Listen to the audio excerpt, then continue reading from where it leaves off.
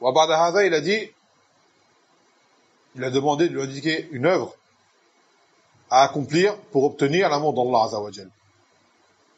وهذا من أهم ما يكون لأن هذا الرجل ما قال لي كيف أكون بعمل يجعلني يحب الله. Il n'a pas demandé comment aimer Allah. Il a demandé comment se faire aimer par Allah. Car c'est ça le plus important. Ce n'est pas que toi tu aimes Allah, mais c'est que Allah t'aime. Car tout le monde prétend aimer Allah Azza wa Jal. Parmi ceux qui affirment son existence, bien évidemment, je ne parle pas des athées. Les Nasara prétendent aimer Allah Azza wa Jal. Ils prétendent même être ses fils. Même les Yahoud prétendent aimer Allah Azza wa Jal. Ils prétendent même être le peuple élu. Mais le plus important, c'est quoi? C'est que tous vont prétendre une chose. لكن في هذا الباب الأهم أن يكون الله هو الذي يحبك. Que ce soit Allah qui t'aime. كما قال الله عز وجل قل إن كنتم تحبون الله فاتبعوني يحببكم الله. Même. Donc là maintenant c'est ça ayat al-imtihan. قل إن كنتم تحبون الله فاتبعوني يحببكم الله ويغفر لكم ذنوبكم.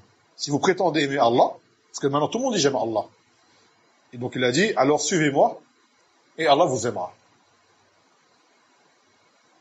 Donc en suivant le Nabi sallallahu alayhi wa sallam, on démontre notre amour à nous pour Allah Azza wa Jal, et le résultat c'est que Allah nous aimera.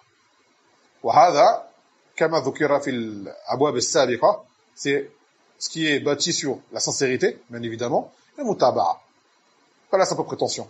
Donc ça c'est le truc à rakaz, faire en sorte que Allah t'aime. Faire en sorte que Allah t'aime. Et كذلك, à retenir du hadith, de cette partie-là, c'est que cela a lieu par des actes.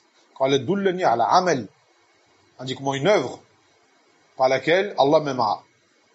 On avait dit dans le hadith précédent que le Jannah ou le Nar, on ne peut y entrer que par des causes qui sont des amal. Le Jannah, il faut des amal pour y rentrer. Pour liman yaqdir alayha. Et le feu, ce sont des amal qui causent qu'on va y rentrer. Bien sûr, ces amal sont le fruit d'une croyance.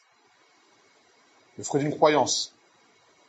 Quelqu'un qui a du kufr en lui, c'est ça que ça va ressortir. Le munafiq, mahma akhfa min amrihi, fa zahara, yani ibn jawarihihi bi ibn amali wa aqwalihi. Ça apparaît. Même le munafiq. Il aura beau cacher son kufr, il y aura toujours des moments où ça va apparaître. Des paroles qu'il va donner, qu'il va dire, des positions qu'il va avoir, des actes qu'il va faire, qui vont prouver que lui, vous voyez, comme a dit le Nabi sallallahu alayhi wa sallam, il a dit, ayat al-munafiq, arba'a. Les signes du munafiq sont 4.